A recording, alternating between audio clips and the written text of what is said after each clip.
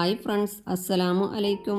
Fathi's woody വേൾഡിലേക്ക് എല്ലാവർക്കും സ്വാഗതം. ഇന്ന് ഞാൻ വന്നിട്ടുള്ളത് ചുമ മാറിക്കിട്ടുവാനുള്ള 2 തരം ഒറ്റമൂലിയുമായിട്ടാണ്.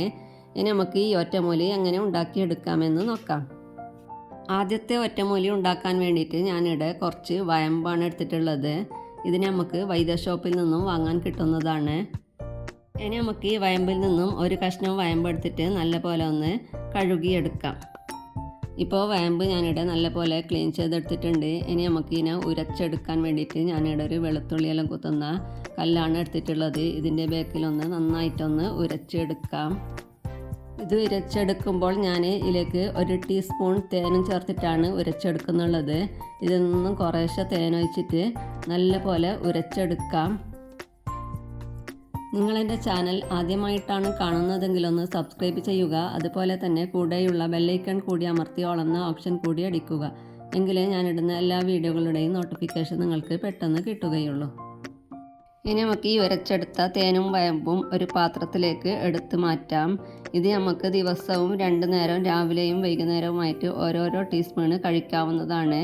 ഇതുപോലെ ചെയ്താൽ എത്ര പഴകിയ ചുമയും നമുക്ക് മാറിക്കിട്ടുന്നതാണ്. രണ്ടാമത്തെ ഒറ്റമൂലി ഉണ്ടാക്കാൻ വേണ്ടിയിട്ട് ഞാനിവിടെ ഇഞ്ചിയാണ് എടുത്തിട്ടുള്ളത്. ഇതിൽ നിന്നും ഒരു കഷ്ണം ഇഞ്ചി എടുത്തിട്ട് ഇതിൻ്റെ തൊലിയൊന്ന് കളഞ്ഞെടുക്കാം. നിങ്ങൾക്കെൻ്റെ ഈ ഒറ്റമൂലി ഉപകാരപ്രദമാണെന്ന് തോന്നിയാൽ ഒന്ന് ലൈക്ക് ചെയ്യുക. അതുപോലെ തന്നെ നിങ്ങളെ ഫാമിലിക്കും ഫ്രണ്ട്സിനുമൊക്കെ ഒന്ന് ഷെയർ ചെയ്ത് കൂടി കൊടുക്കണം. നിങ്ങൾക്ക് ഈ ഒറ്റമൂലിയിൽ നിന്നും ഏതെങ്കിലും ഒരു ഒറ്റമൂലി മാത്രം ട്രൈ ചെയ്താൽ മതി, രണ്ടും ചെയ്യണമെന്നില്ല.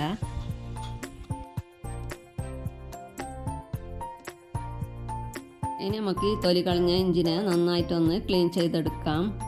ഇപ്പോൾ ഞാൻ ഇഞ്ചിനെ നല്ലപോലെ ക്ലീൻ ചെയ്തെടുത്തിട്ടുണ്ട്. ഇനി നമുക്ക് ഇതിലിട്ടിട്ട് ഇതിനെ കുത്തിയെടുത്തിട്ട് ഇതിൻ്റെ നീരൊന്ന് എടുത്ത് മാറ്റാം.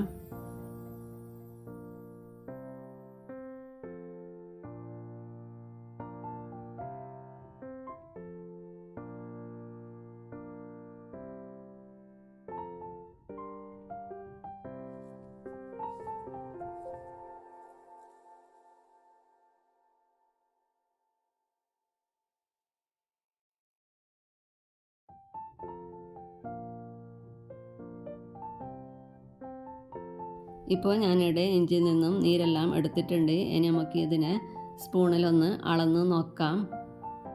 എനിക്കിപ്പോൾ 1 ടീസ്പൂൺ നീരാണ് കിട്ടിയിട്ടുള്ളത്. ഇതേ അളവിൽ 1 ടീസ്പൂണ് തേനും കൂടി ചേർത്തിട്ട് നന്നായിട്ടൊന്ന് മിക്സ് ചെയ്തെടുക്കാം.